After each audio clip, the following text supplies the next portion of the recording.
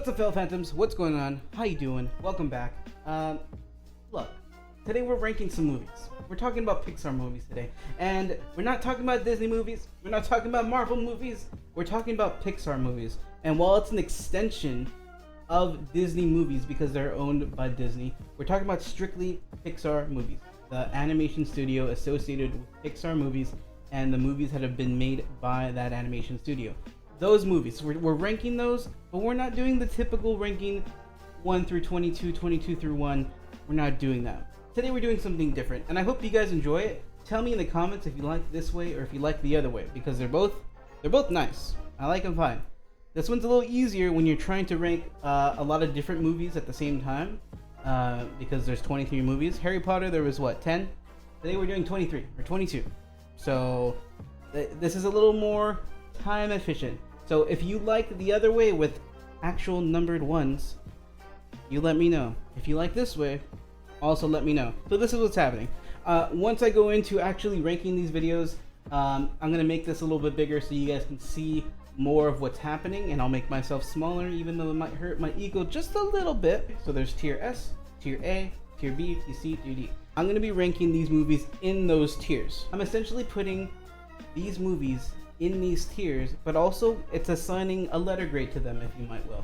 So S is basically like an A+. It's a super. It's an amazing movie, the best movie you can ever be, and it just goes down from there. The lowest that it goes here is D. I don't think, I'll just say that straight up, I don't think any movie that Pixar has put up in terms of its quality, its voice acting, deserves an F. So that's why there's only D tier, but that is the lowest tier that's going to be on this list. Okay, so we're going to be starting with D, C, B, A, alphabet. You know what I'm talking about. So without further ado, let's get into it right now.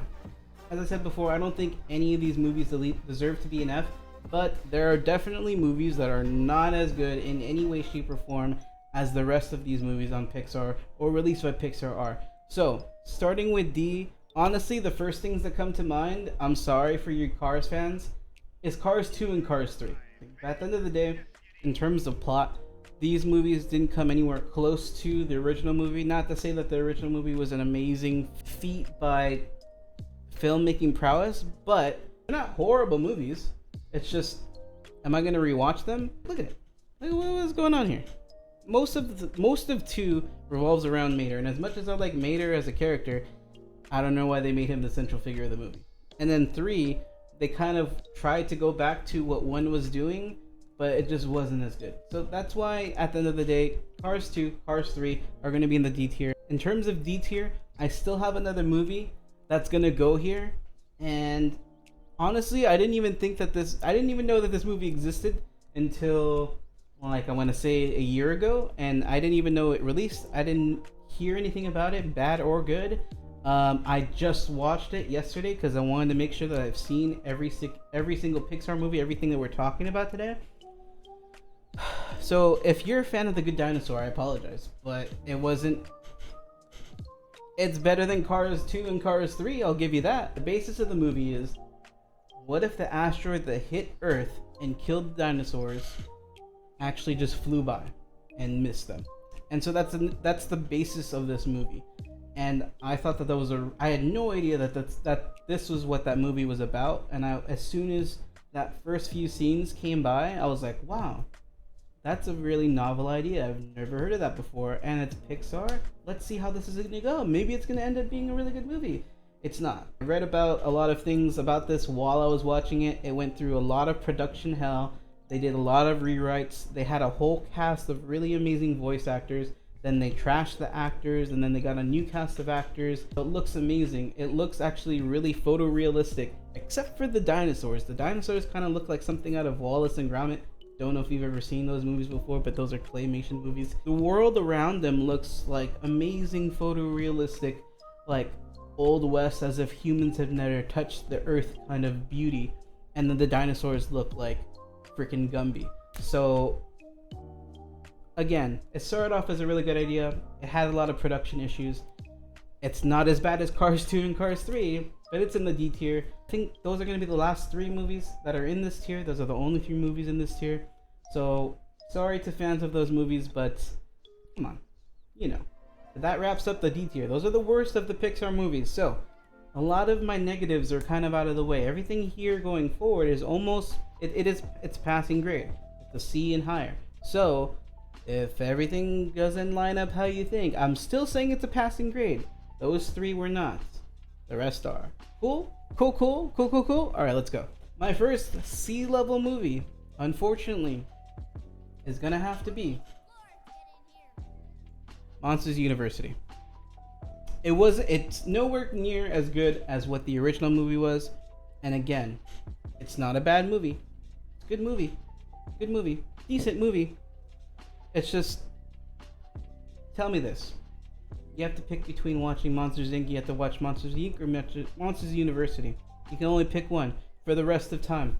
What are you going to choose? You're going to choose the one with the better story. You're going to choose the one with the better characters. You're going to choose the one with the better overarching theme.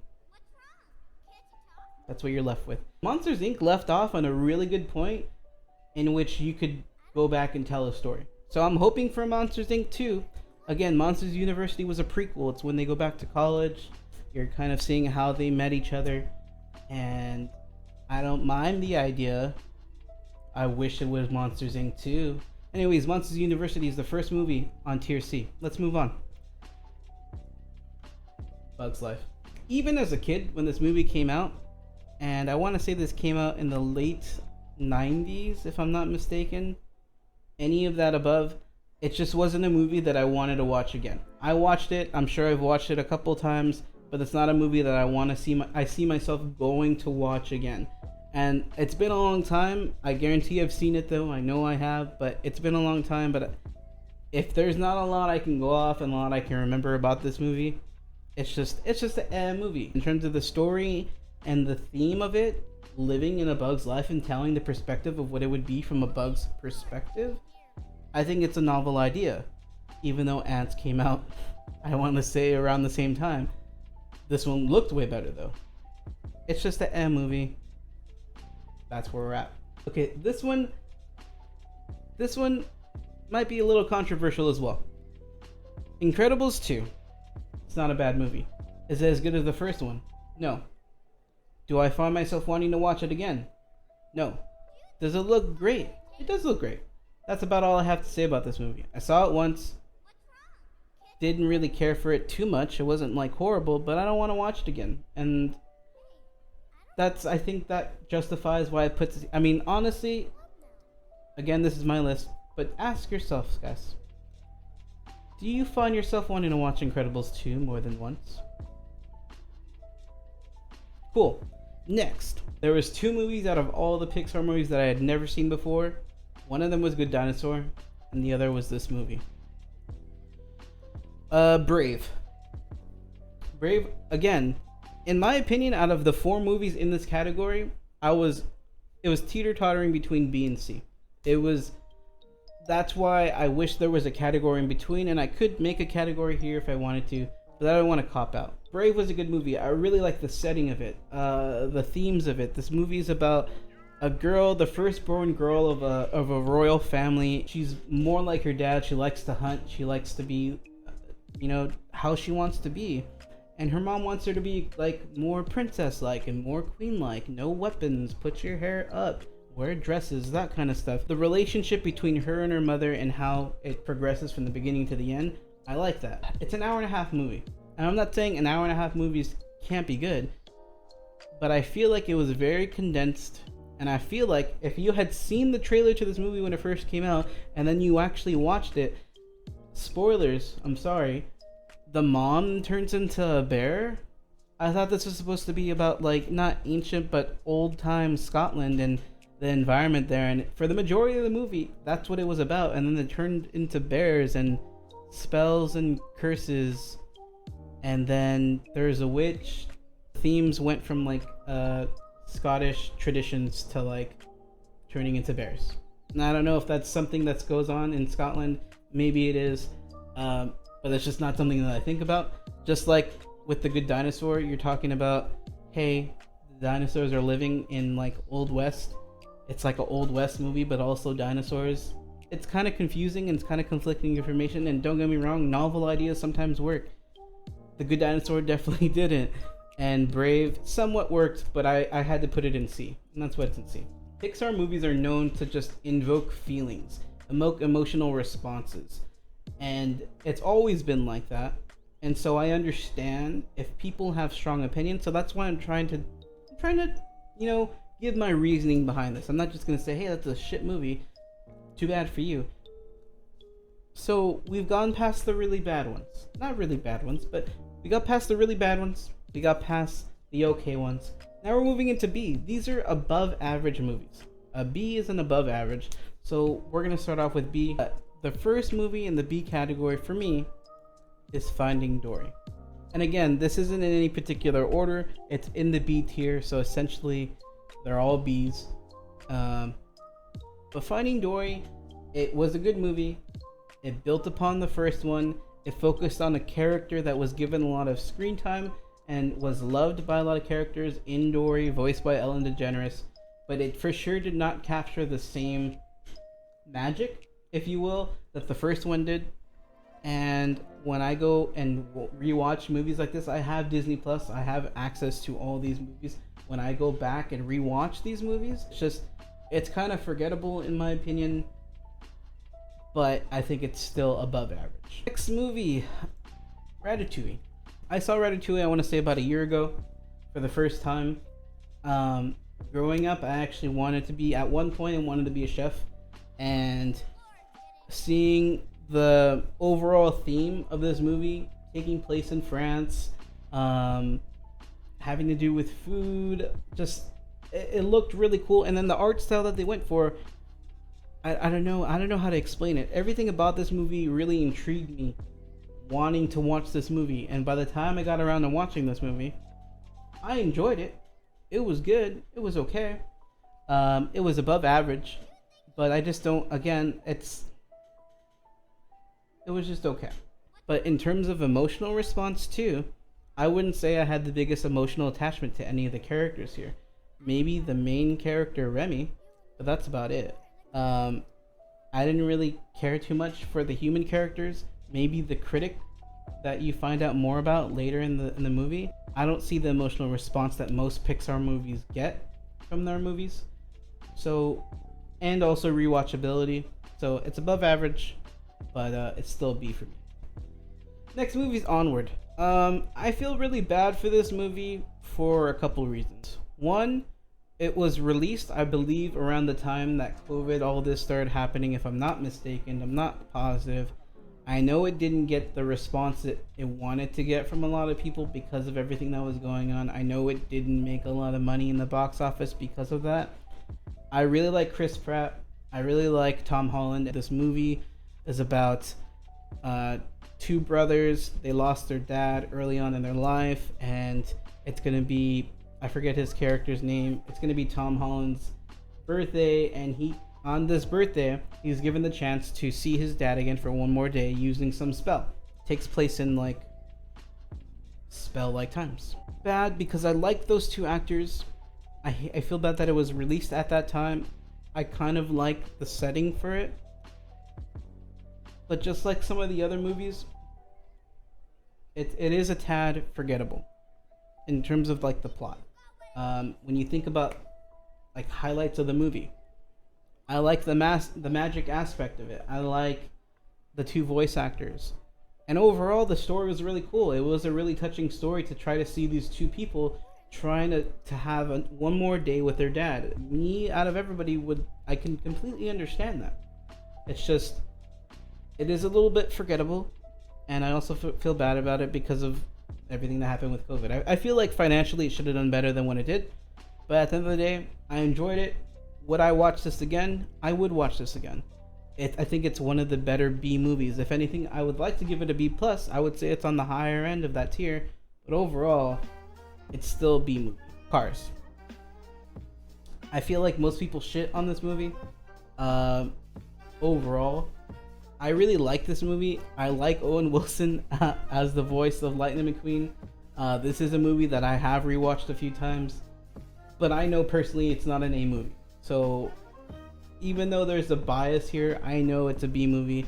It's better than a C though. That's straight up for sure. That the movie is maybe not the best and maybe not the most well thought out when people ask about it, but in terms of overall plot and end character, I like the characters in this movie. A lot of people point to Lightning McQueen being an annoying character and not the most well liked. I like him, and you can see growth from the beginning of the movie to the end. He goes from a selfish, racing first kind of person to caring about a whole town of people, and maybe that's not the most growth, but I enjoy this movie. And again, I know it's not the most well thought out world that Pixar has thought of, but I enjoy this movie. This is a movie that I will rewatch sometimes. I like the voice acting in this movie. And Mater, as much as he's a controversial figure, he's a polarizing figure, some people think he's really dumb, some people really like him. I don't mind this cast, and I really like this movie, and I know it's not an A, but that's why it's put here. So, there it is. And I don't think it's a controversial thing to say. Toy Story 4. Toy Story 4 was a good movie. I liked it. I enjoyed it. I don't know that it was necessary. When you watch the end of Toy Story 3, it's an amazing, I feel, ending to that franchise. I don't know how else to say it. I think it was honestly one of the best endings to a franchise that a movie franchise could have. I understand that the point of the movie was to give an almost an epilogue. I don't know what it's, prologue. One of the logs is after a movie to give more sustenance, more details to what you already have seen. So this is a great one of those. I'll put it on the screen of which one it is. Specifically for Woody. And you see him grow for sure between 1 and here. You see him, he's very, I'm the leader, this is going to be about me, everybody else is second to me, to caring that much about somebody to let a freaking spork one up him. I really enjoyed this movie, and look at this. It's a beautiful movie. Like, and when you compare this to Toy Story 1, you can definitely see, I mean, it's been 20 years, over 20 years, so technological improvements are going to happen, but it doesn't capture the same magic as the other ones. I don't think it was as necessary, really. I'd rewatch it, and I would probably say that this is probably the best out of the tier B movies. At the end of the day, in terms of rewatchability, in terms of necessity, when it comes to the story, it's not completely necessary. It does have a good story, but at the end of the day, compared to especially the first 3 movies, it's just, that's where it is. We've listed D. You've listed C. We've listed B. Now, everything going forward is tier A and tier S. That means that these are great, 2 amazing movies. That's essentially what these represent.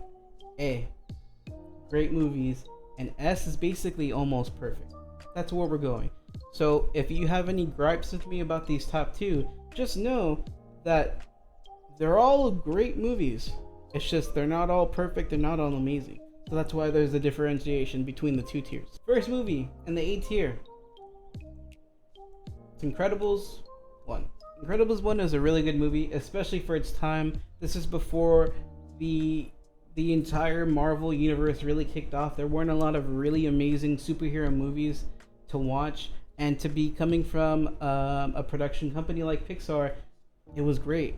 Now, when you look back at it, after all these amazing Marvel movies that come out, it might not hold up as much, but in terms of an overall family dynamic made by a company like Pixar, I think it has a good story. I think it's very rewatchable. I don't think that Mr. Incredible is the best character, to be quite honest. I think he's kind of selfish and puts himself before his entire family a lot of the times. But you do see some growth between the beginning and the end. He does start to care more for his family. I like this movie. I don't think it's the best movie. I don't think it has to be an S tier. And I think that sometimes people overvalue this movie in particular.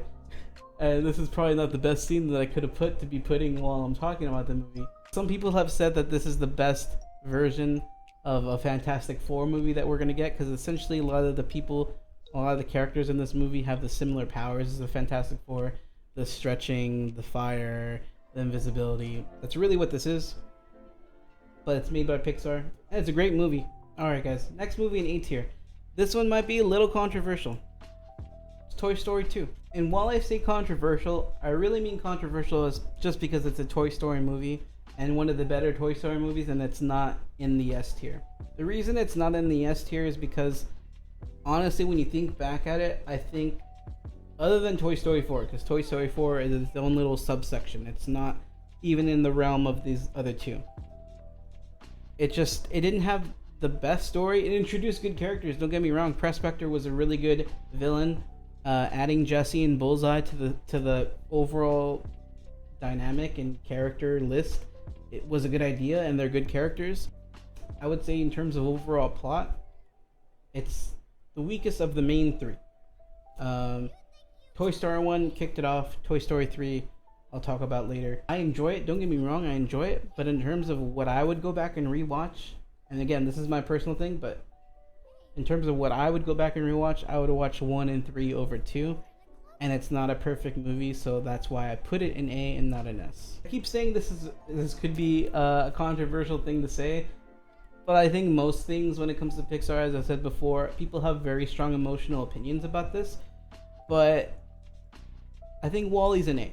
The first half of WALL-E, I would say maybe even the first 3/4 of WALL-E, are an amazing movie. It looks great. WALL-E is a character without saying little to no lines in the first hour. It's a great movie, and it's a great feat to be able to pull off almost a Silent-esque movie with no lines to be this good. It's really later in the movie when the humans are introduced, and the cartoony nature of those humans is when it gets, first off, it gets a little preachy, but also it's just not as good once the humans come into play. That last part of the movie is just not the best part, and the beginning of it is not enough to put it in the S tier, because the rest of the movie, while good, is definitely not as good as the first part. That's just where I'm at. Alright guys, we're still in the A tier. Stay with me.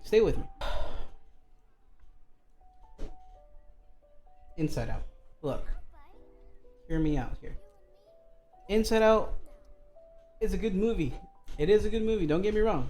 I really enjoyed it, and honestly, when this movie was first announced and it was told really what the movie was about, I would say that my initial reaction versus what I actually think about it after watching it is a great improvement. When I first thought, oh, that's going to be about emotions and caricatures of what those emotions would look like personified, I didn't have any interest really in watching this movie when I heard that this is what that movie would be about. The voice cast is good. I ended up really liking it way more than I thought I was going to like it. The movie is essentially about this girl. They live, I don't remember where they lived before, but they're moving to San Francisco, as you're seeing here. She's leaving her family, and she's leaving her friends behind. She's leaving her old school behind. It's a hard thing to deal with. I get that for sure.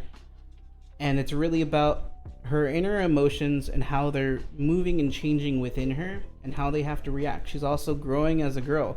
She's kind of going from like childhood to like teen years, I guess. So there's a lot of things that are going on within her, and this is the good personification of what somebody would go through when they're changing their environments, but also what's happening within them emotionally. And I really enjoyed it. Don't get me wrong, I liked it.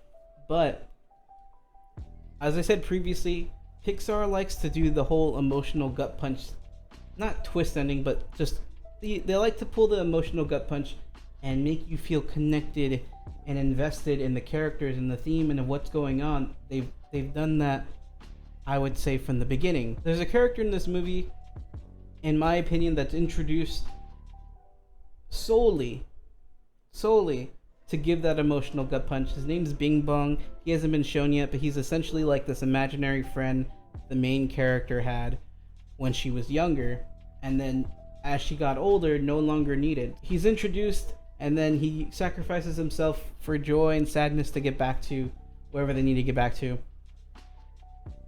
And I understand wanting to give an emotional response. Us as humans are just, we're emotional creatures, and I feel like we associate a lot of things with our emotions, with our happiness, with our sadness, with what makes us angry.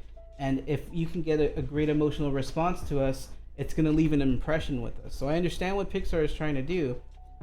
I feel like it was a little lazy in terms of trying to get that out of us in this movie specifically. Again, overall theme, I still like it, and I do have an emotional connection to some of the characters. But that character and that way of getting about it, I could see through what they were trying to do, whereas other movies, I couldn't really see it as much. I just saw it as the natural progression of the story. And so, if you really like this movie, again, I do like this movie. It's just, it's not an S movie for me. It's not that top tier movie, but it's still really great. Okay, so we got one more movie to put in here, and just hear me out. This movie, for sure, the first 10 minutes of this movie are the most emotionally responsive. I would say it gives. I got the most emotional response out of me personally, and I could say the same for some other people, out of all the Pixar movies. The first 10 minutes of how Carl met Ellie and how they lived together and how they loved each other and the way they live their lives up until where it leaves us. They buy a house, they get married, they want to travel the world, but things keep happening. The roof falls down, and a lot of this, again, similar to what was with WALL-E, a lot of the first 10 minutes of this movie is not, there's no lines. It's just shown with music, the accompanying music, and what's happening to it. And if you haven't seen it, I definitely recommend it. It's one of my favorite Pixar movies. After the first amazing love story portrayed in 10 minutes or less with little to no words with accompanying music. And it tells such a great story that you understand what's going on.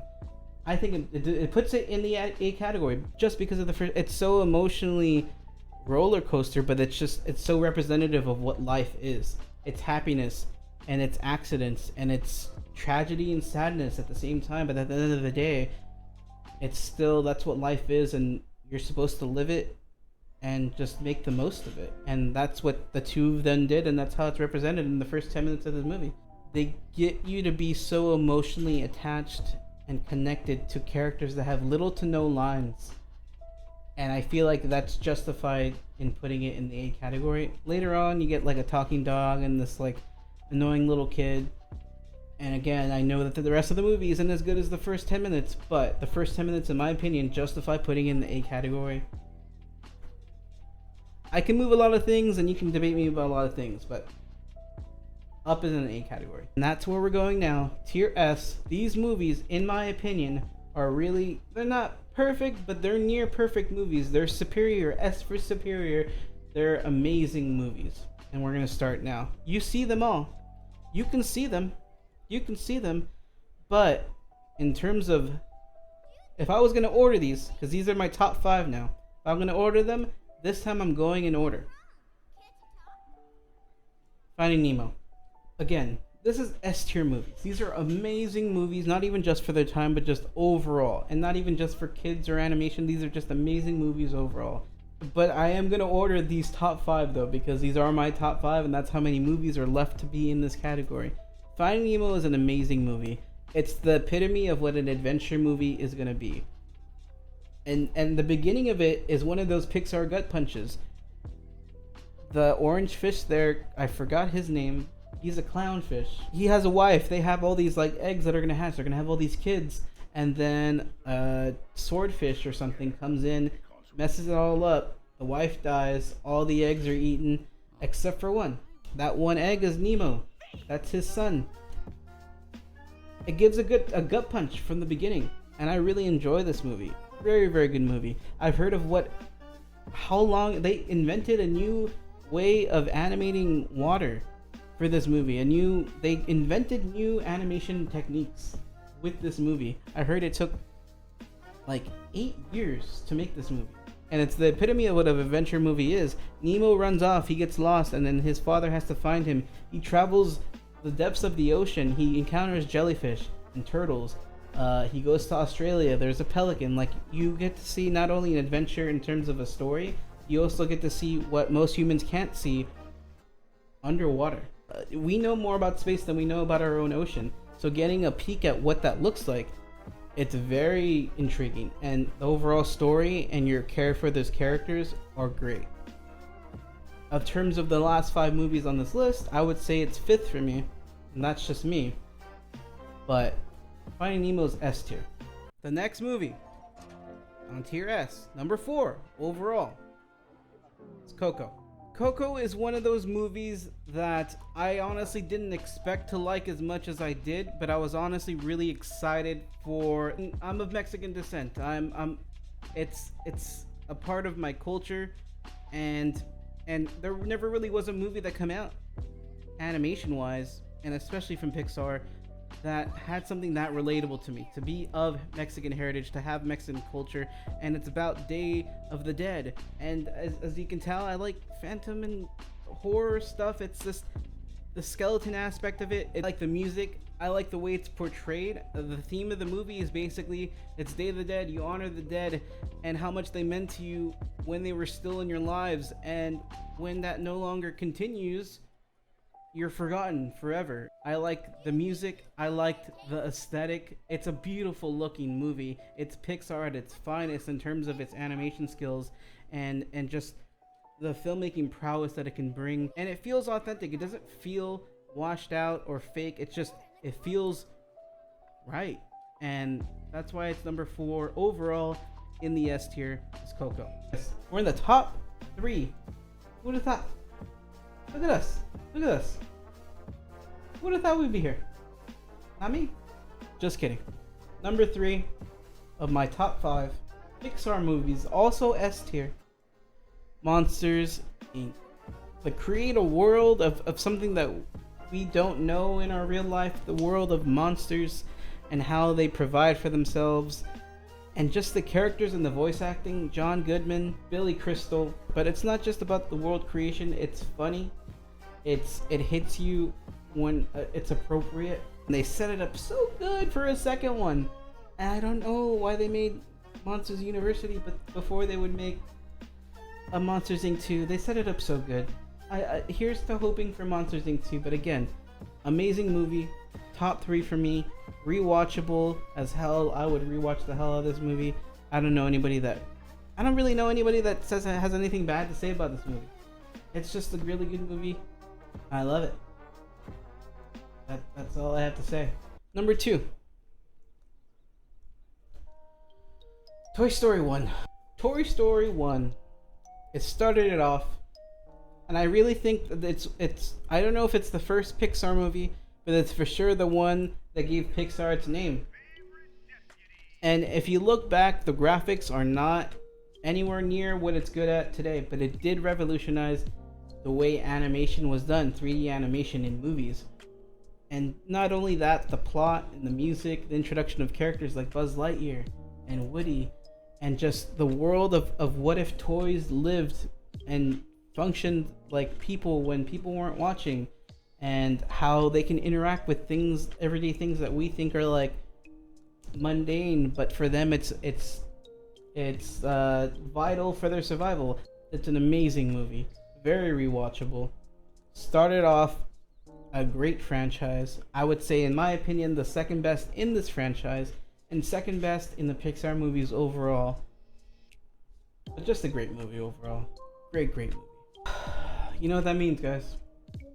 Toy Story 3, in my opinion, is the best Pixar movie ever made. Let me tell you why.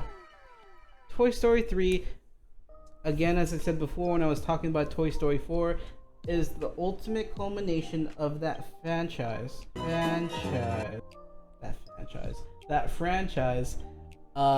that I've seen really in any franchise, not even animated, not even kids, not even anything, just the ultimate culmination of what a 3-movie franchise could end like. The first 2 movies, Andy's a kid. In this last movie, enough time has elapsed in real life that I have grown old enough to be the same age as Andy in the movie. Andy is a kid in the first 2 movies. In 3, he's getting ready to go to college.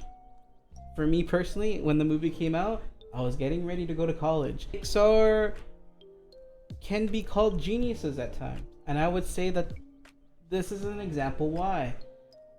Not only are they able to relate with you technically and visually as a movie, but story-wise and emotionally, which is what they're known to do, as I said before, they know that the people who watched the first movies are gonna be this age now. And think about how emotionally relatable that is. You see it come full circle.